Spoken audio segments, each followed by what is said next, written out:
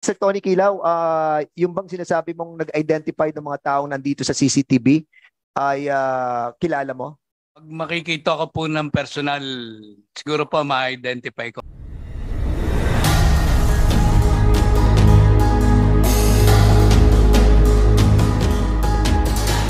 O, kanina nandun tayo sa opisina, sinabi ko sa inyo, di ba? Kasi congressman nyo ako dun dati eh. 9 years ako dyan sa San Pedro eh. Sabi ko, be truthful, be honest.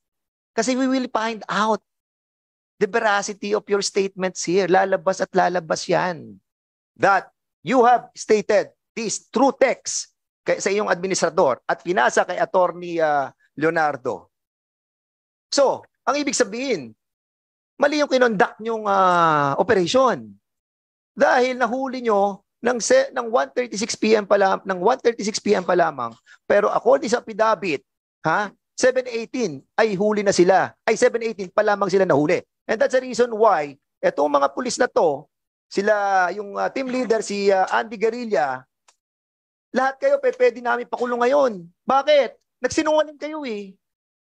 Sinasabi ng hepe nyo, arrested na eh. 4:00 pa lang ng hapon. Pero dito, sinasabi nyo sa affidavit ninyo, 7:18 nyo nahuli yung tao. And that's constitute a crime. Hindi lamang yun ang aabuti nyo dito. Merong allegation dito na nagnakaw kayo ng bicycle, nagnakaw kayo ng motor. Is this true? Andy Garilla, head ka ng team. Is this true na kinuha nyo yung bike? Yes or no? No, sir. Hindi nyo kinuha yung bike? Yes, sir. Yes, Your Honor. Paninindigan nyo pa rin yung sinasabi nyo sa affidavit nyo?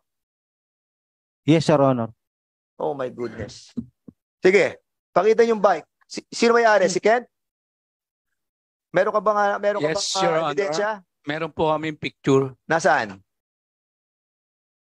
Dito, pakita natin yung bike. Sa video.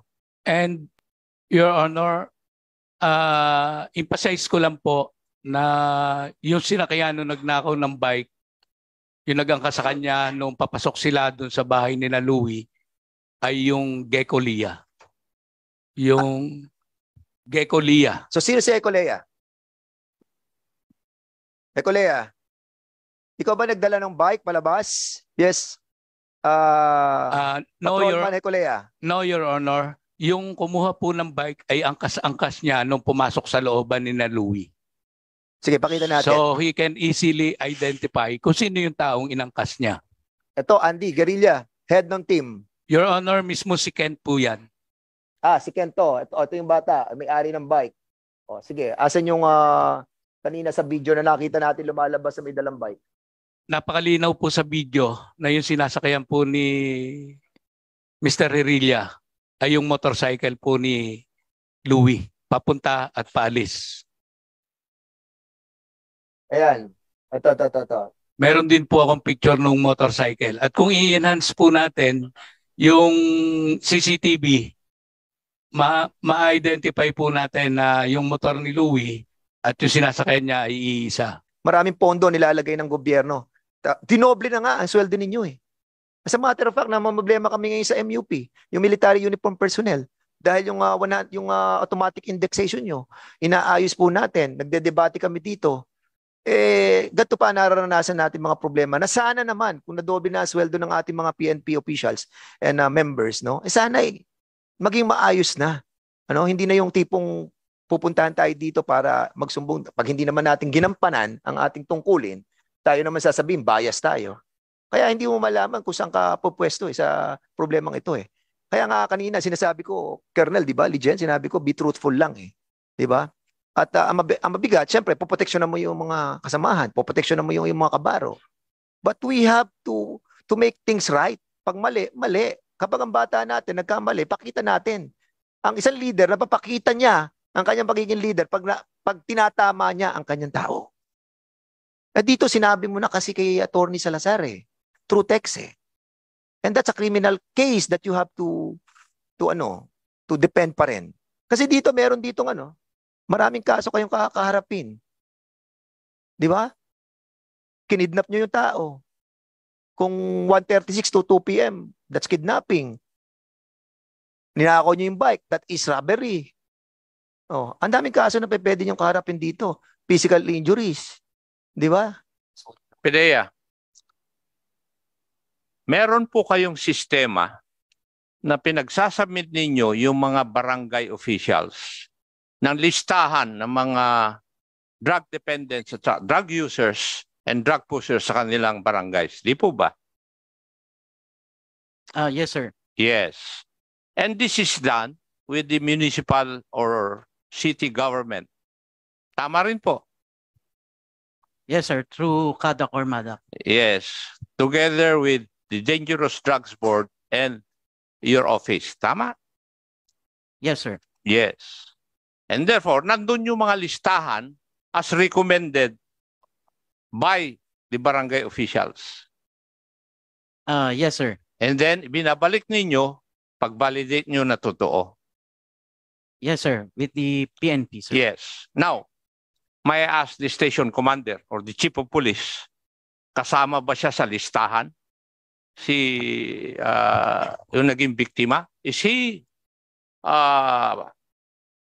his name in the list of drug pushers, drug users, or drug dependents insofar as the list of the barangay officials or the concerned barangay officials are concerned? Yes, sir.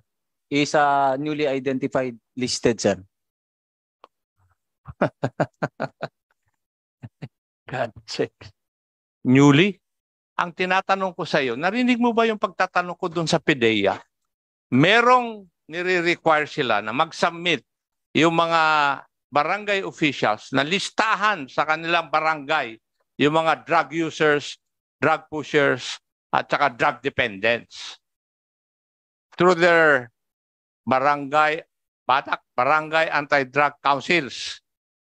Dumadaan sa munisipyo bago pumunta sa PIDEA together with the Dangerous Drugs Board na nag-create ng policy na yon. Di ba?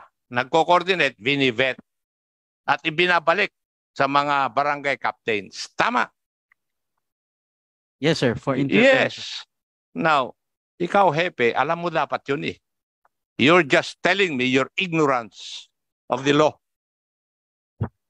Kung hindi mo alam yun. Kung ako, congressman na, matagal na ako nag-retire, alam ko.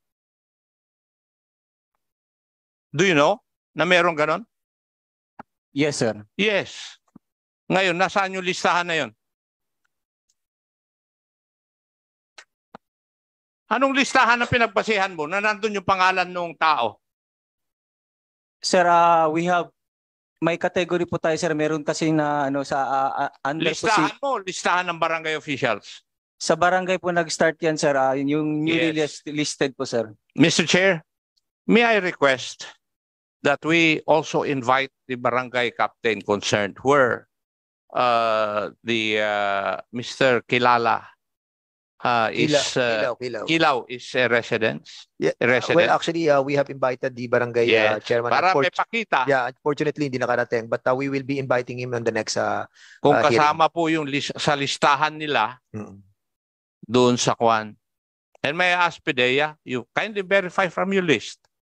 You get the barangay and the municipality na kinaruruan ni Mr. Kilaw. You have a list of that, I know. We will verify, sir. Yes, And we will that is submit. in pursuant to the Dangerous Drugs Board policy. Yes, sir. Yes. So PIDEA, kindly submit to us as soon as possible. We've been working together for so many years when I was the mayor. So next week, submit nyo na agad yung listahan so we can see. Mr. Chair. Yes, sir. We will comply, sir. Sige, go May ahead. make it of record na yung chief of police ng San Pedro ay sinabi niya na nasa listahan. Pag wala doon, I will charge you for perjury. And I'm not joking. Kasi ayaw ko yung nagsisinungaling dito eh. Sa committee namin. Ayaw ko. And if what you are answering is not true, I will, kasi inulit ko na sa iyo eh. I'm making it of record na ang sagot mo ay nasa listahan. at saka dinagdag mo newly listed. It is of record. Okay? Colonel? Copy, sir. Yes. May I know if you have directed yung team na yun na mag-conduct ng bypass operation? Kasi doon sa affidavit nila, sinabi nila yun eh. Yes, sir. Pursuant to our simultaneous anti-criminality and law enforcement operations, sir. Ay, hindi yun ang sinasabi sa affidavit. Ang sinasabi rito, and I would like to quote paragraph number 2 na ako, sabi ni Mungkal, na ako ay membro ng San Pedro Police Station at naatasan ng aking hepe na si Police Lieutenant Colonel Rolly Buhisan Liegen, Acting Chief of Police, na magsagawa ng operation laban sa mga taong sangkot sa illegal na droga. That is precisely the first question na tinanong ko sa inyo, na sangkot sa illegal na droga. Kaya yun ang una kong tanong eh. Okay? So, inutusan mo sila talaga. Copy po, sir. Yes, sir. And therefore, you are responsible kung ano man mali o tama na kanilang ginawa. Yes, sir. I am laying the predicate para habulin kita sa command responsibility. Yes, sir. Oh, so, aminado ka na iniutos mo. And therefore, as their chief of police, you are responsible whatever wrong they would have committed. Yes, sir. Yes, thank you. Yun ang kwan.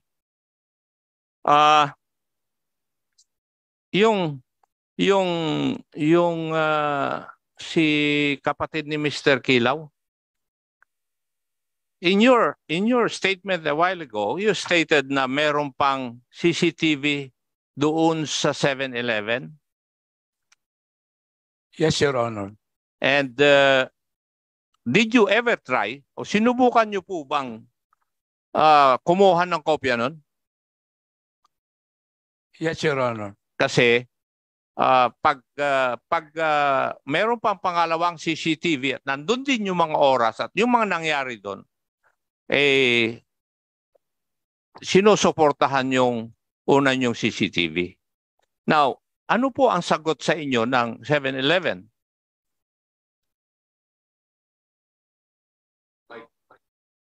Paki-on po yung mic ninyo. Request lang po ng pulis ang ini-entertain po nila.